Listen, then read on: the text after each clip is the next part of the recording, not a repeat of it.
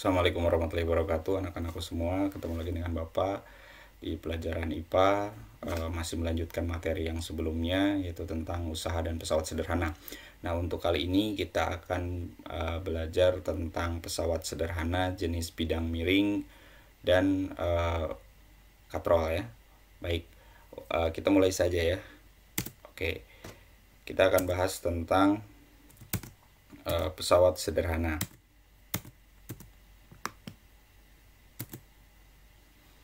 Oke, pesawat sederhana ini anak-anak kemarin kan kita udah bahas pengungkit.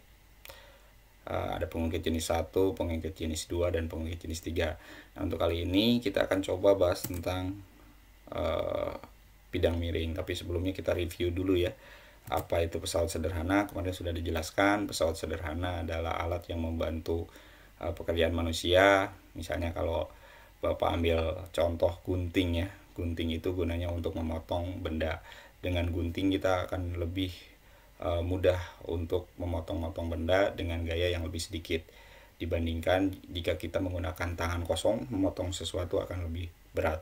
Contoh lainnya misalnya tangga contoh dari bidang miring. Ketika kita memanjat pohon itu kan akan memerlukan tenaga yang begitu banyak. Berbeda halnya kalau kita menaiki suatu tempat dengan ketinggian tertentu menggunakan tangga, tentunya akan menggunakan energi yang lebih sedikit.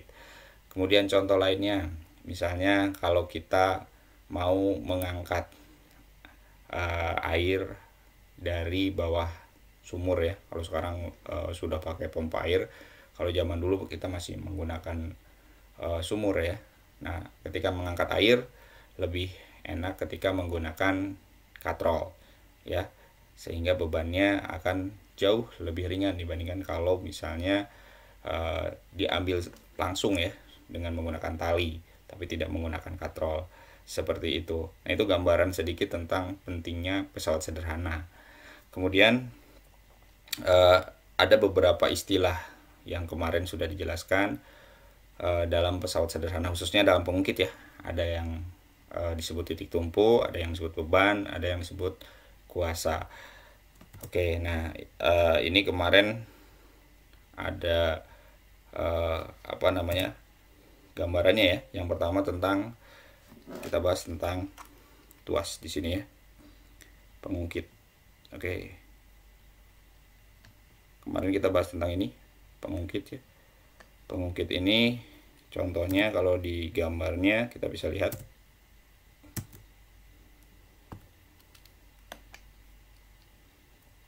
Kalau di gambarnya di pengungkit ini kemarin ada contohnya pengungkit batu ya di sini.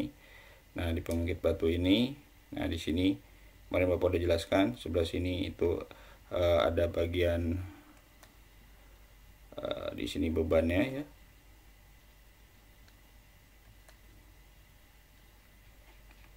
Nah, di sini bagian bebannya. Nah, di sini ada bagian lengan beban, L, Bapak singkat L ya, L beban. Nah, dan dari sini ke sini itu ada namanya lengan kuasa.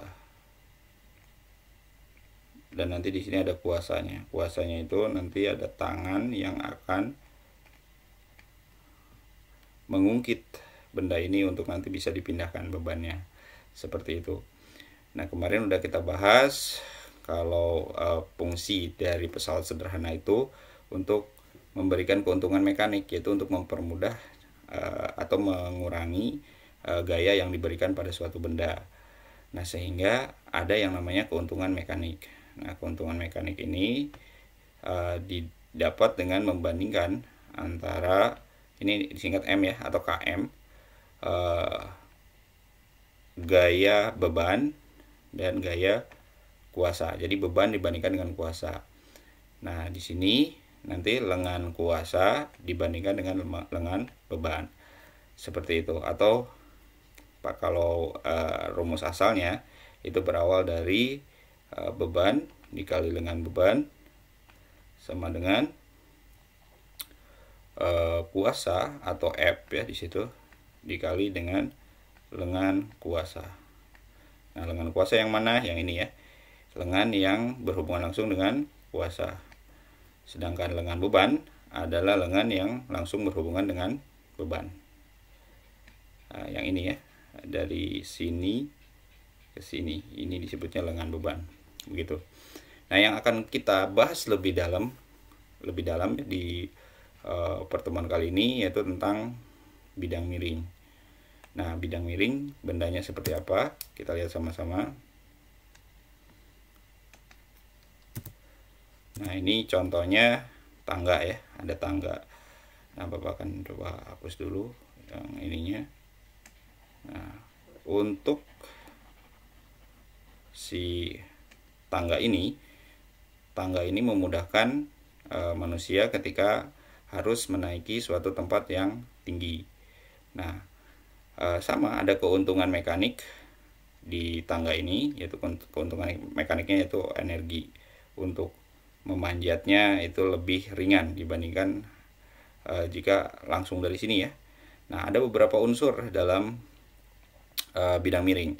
Yang pertama, kamu harus tahu bahwa dari sini ya, dari atas sini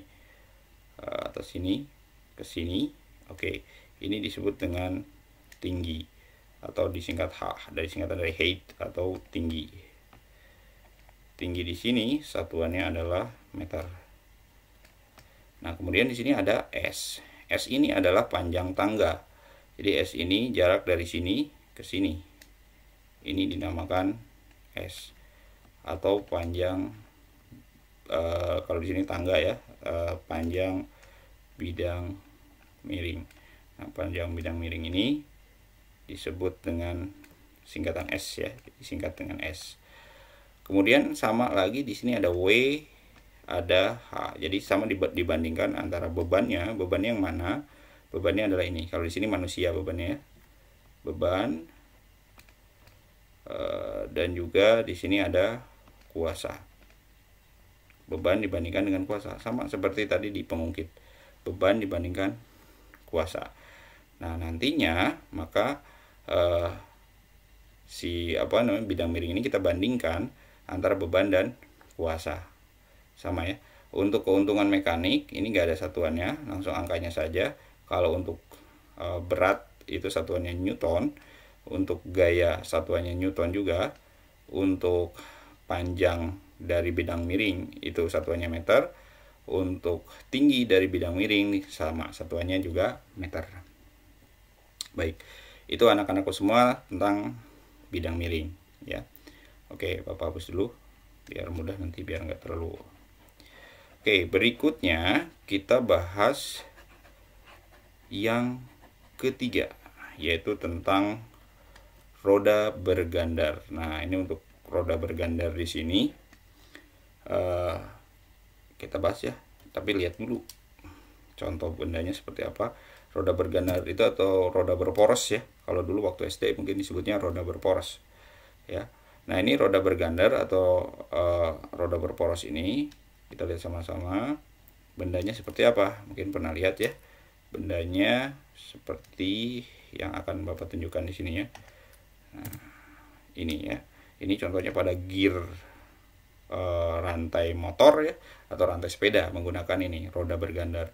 Ini juga akan memudahkan di sini karena ada pergerakan dari roda ini berputar dan akan memutarkan yang lain, sehingga akan menimbulkan keuntungan mekanis juga, atau akan mengurangi jumlah gaya yang diberikan seperti itu.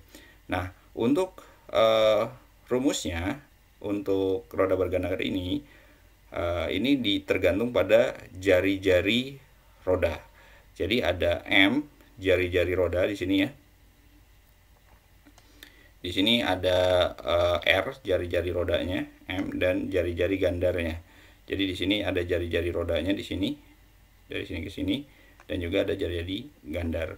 Jadi di sini nanti akan dibandingkan jari-jari roda yang panjang segini dan jari-jari gandar atau roda porosnya atau roda yang lebih kecil.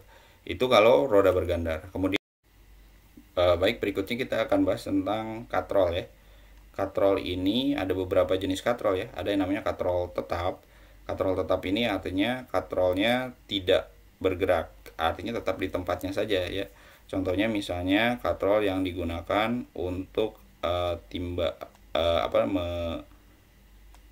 mengangkat air ya.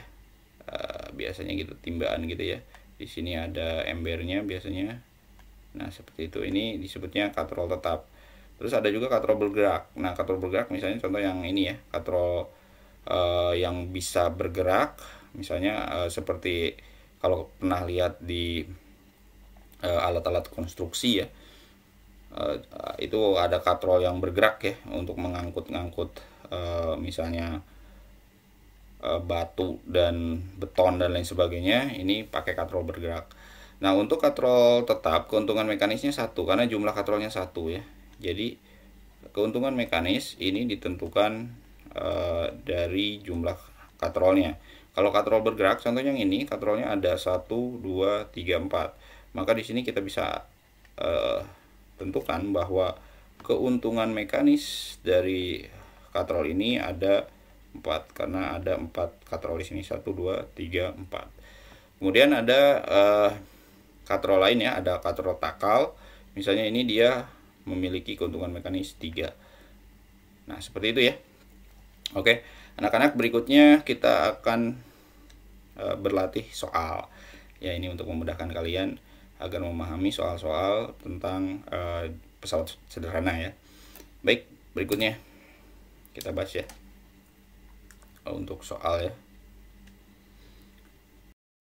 Baik, kita sekarang ke soal bidang miring ya. Ini sebuah peti nih harus dinaikkan ke atas truk agar lebih ringan. Digunakan bidang miring yang licin, dan berarti licin di sini maksudnya berarti dia tidak ada gaya gesek ya.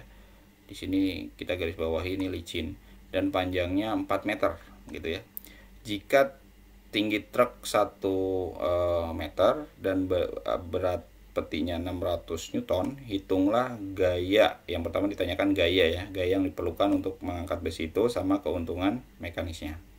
Baik, kita beri gambaran dulu ya. Misalnya ini ada bidang miring nih. Misalnya di sini ada truknya ya. Di sini ada ini bagian belakang truk misalnya. Ini bidang miringnya ya. Jadi bidang miringnya ini untuk memindahkan beban. Di sini bebannya. Nah, ini bebannya dengan berat sekitar 600 Newton.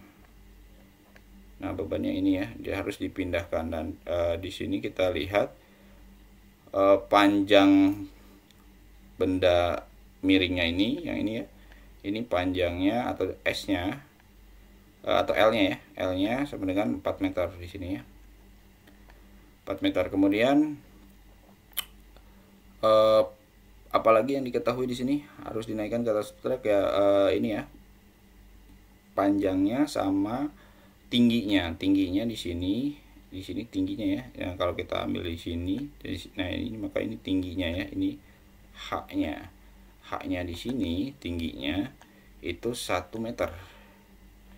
Jadi tinggi itu biasa disingkat H atau height. Tingginya 1 meter. Oke, jadi kalau bisa digambarkan bidang miringnya seperti ini. Nah, maka ininya panjangnya L-nya sama dengan 4 meter. Kemudian di sini H-nya sama dengan 1 meter. Oke. Nah, kita masukkan saja di sini, diketahui L-nya 4 meter, H-nya 1 meter. Nah, yang ini F beban atau beban saja boleh. FB-nya sama dengan 600 Newton.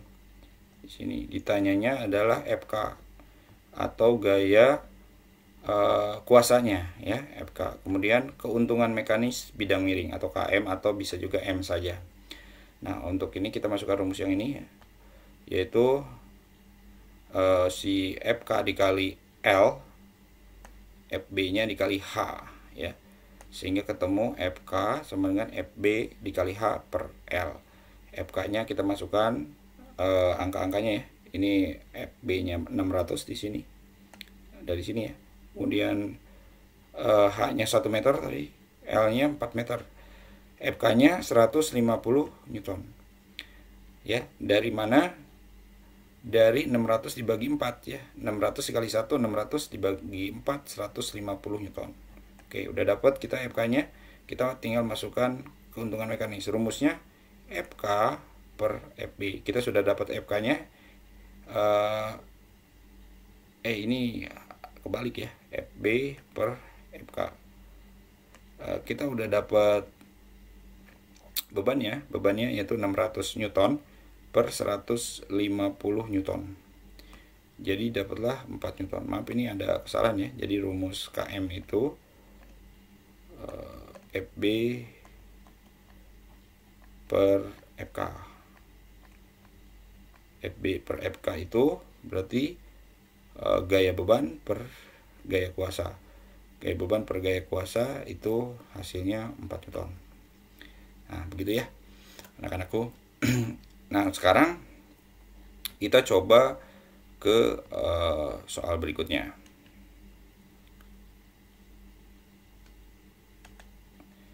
Yaitu tentang katrol ya. Nah, untuk katrol ini misalnya contoh soalnya ya. Boni membantu ayahnya mengangkat beban sebanyak 300 Newton. Jadi di sini beban di sini ya. Ini bebannya nih. Ini ceritanya Boni mengangkat beban menggunakan katrol. Nah, ini katrolnya.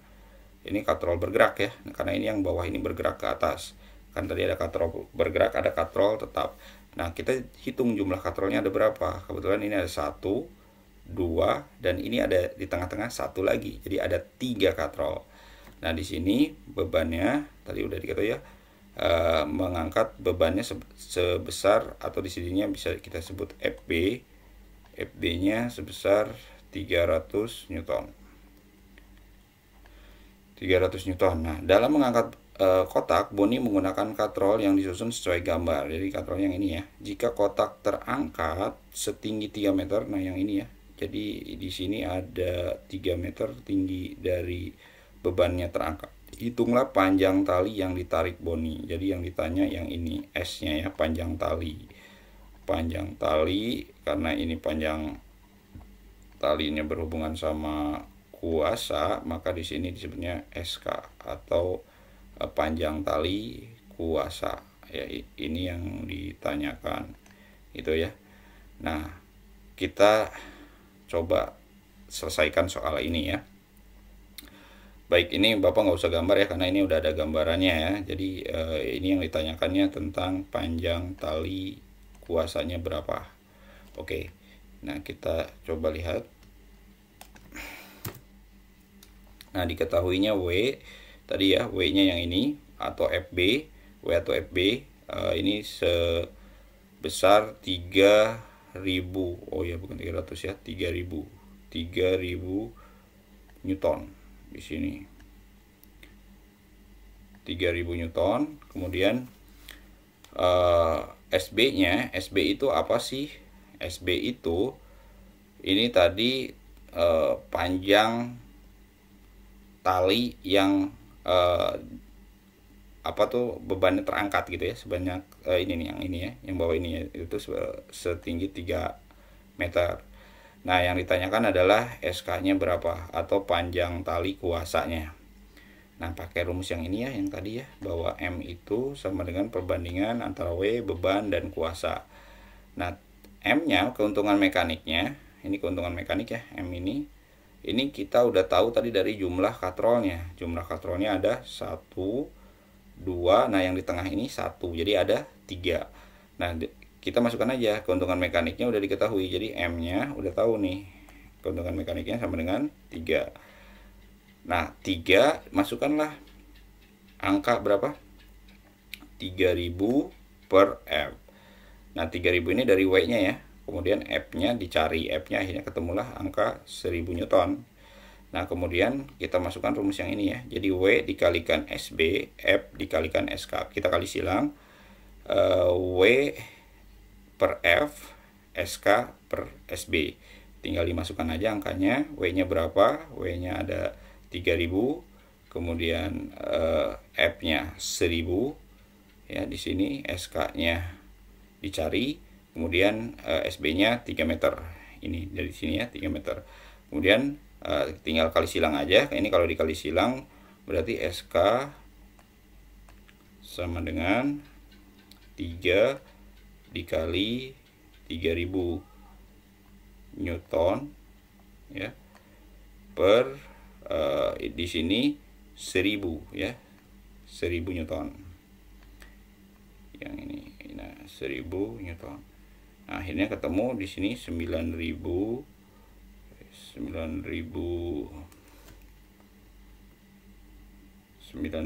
Newton per 1000 Newton.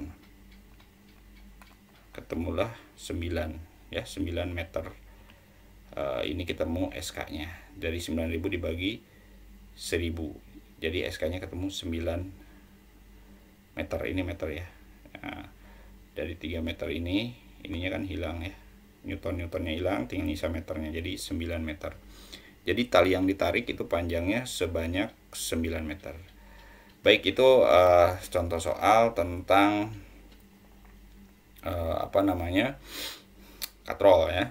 Oke, mudah ya, kalau ada contoh soalnya gini memang mudah ya, tapi pas soal aslinya kadang agak sulit, tapi sebenarnya mudah sekali kalau mengetahui konsepnya ya. Pokoknya keuntungan mekanis itu perbandingan antara W atau beban dengan kuasanya. Baik, kita lanjutkan lagi sekarang ke bahasan berikutnya ya, yaitu tentang prinsip kerja pesawat sederhana pada otot. Jadi pesawat sederhana ini ternyata bisa juga digunakan atau bisa juga kita temukan dalam tubuh kita sendiri, yaitu dalam rangka dan otot. Oke, bagaimana dalam rangka dan otot ini ya? Pesawat sederhana ini kan, pesawat sederhana prinsipnya kan ada tadi ya, ada titik tumpu, ada kuasa, ada beban, ada lengan beban, ada lengan kuasa. Nah, itu ternyata ada di tubuh kita ya, terutama di alat gerak kita ya. Ada di tulang, ada di rangka. Tulang, rangka sama otot ya. Jadi tulang sama rangka sama aja sebenarnya ya.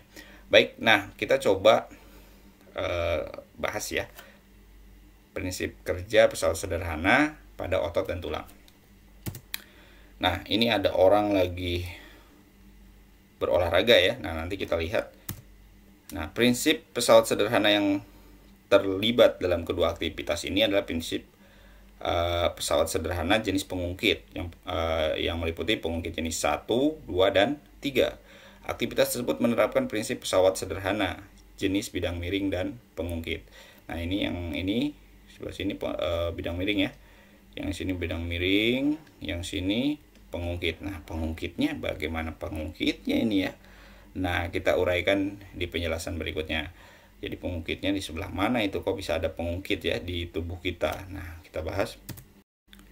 Baik anak-anak, kita lanjutkan lagi ya. Tadi tentang prinsip kerja pesawat sederhana pada otot dan rangka. Nah, tadi sudah dijelaskan bahwa di dalam otot dan rangka kita ada prinsip kerja pesawat sederhana. Nah, di sebelah mananya kan? Nah, itu akan kita bahas ya. Nah, kita coba lihat ya. Contoh penerapan prinsip pesawat sederhana pengungkit jenis 3. Nah, seperti yang sudah dibahas sebelumnya di jenis-jenis pengungkit, ada pengungkit jenis 3 yang titik tumpunya yang di bagian tengahnya itu adalah kuasa ya. Jadi kuasa di bagian tengahnya. Ingat ya, pengungkit jenis 1 itu titik tumpu di tengah, pengungkit jenis 2 bebannya yang di tengah, pengungkit jenis 3 kuasanya yang di tengah. Jadi gitu cara mengingatnya ya. Yang di tengahnya itu apa dulu gitu. Nah, itu untuk mengingat pengungkit jenis 1, 2, dan 3. Baik, kita coba cek ya. Di sini untuk pengungkit jenis 3 itu yang di tengah tadi adalah kuasa ya. Ini ada ternyata di lengan kita ya. Lengan kita ini kalau kita cermati ya, kita lihat benar-benar ternyata di sini ada beban. Misalnya orang lagi fitness gitu ya, lagi mengangkat barbel di sini, ternyata di sini bagian bebannya kan. Di sini bebannya, dan di tengahnya ini yang ini kuasanya di sini. Oke. Dan titik tumpunya di sini. Jadi ini sangat identik dengan pengungkit jenis 3 yang kuasanya ada di tengah. seperti itu. Nah, terus berikutnya kita coba lihat penerapan prinsip pesawat sederhana jenis pengungkit juga, tapi ini di pengungkit jenis 1 ya. Pengungkit jenis 1 saat kepala menengadah, dan pengungkit jenis 2 ketika kaki berjinjit. Coba kita cek betul nggak ya, kita lihat gambarnya.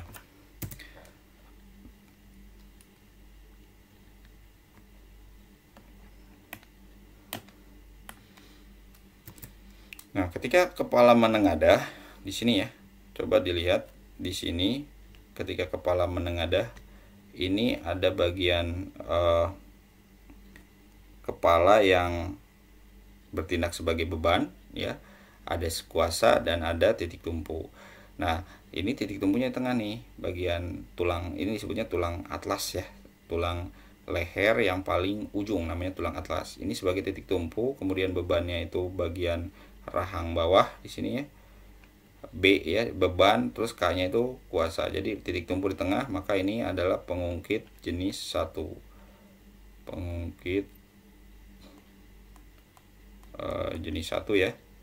Jenis 1. Karena apa? Karena si titik tumpu di tengah. Kemudian kalau kaki lagi berjinjit ya, kaki lagi berjinjit, kita lihat sama-sama di sini yang paling bawah ini adalah titik tumpu P, yang bagian di sini sendi ya, sendi-sendi yang di bagian kaki disebutnya ini, kalau kemarin kita review bagian alat gerak manusia, ini namanya sendi geser yang ada di sini ya, atau sendi luncur. Nah, di sini bebannya di sendinya ini, kemudian kuasanya ada di ototnya, di bagian otot ini disebutnya otot Achilles ya, yang ada di sini. Jadi di sini bebannya yang di tengah, maka ini disebutnya pengungkit jenis kedua. Nah, ini contoh-contoh penerapan dari pesawat sederhana yang ada di dalam tubuh kita. Jadi kita jangan hanya berpikir bahwa pesawat sederhana itu hanya di benda ya, ternyata ada juga di alat tubuh kita, seperti itu. Baik anak-anak, untuk berikutnya, untuk lebih mahir lagi, kalian kerjakan tugas untuk berlatih soal ya, soal-soal yang Bapak berikan. Soalnya sangat mirip dengan apa yang tadi sudah dijelaskan, jadi kalian kerjakan dengan semangat. Kita bertemu lagi di materi berikutnya. Tetap semangat. Billahi taufiq wal hidayah. Wassalamualaikum warahmatullahi wabarakatuh.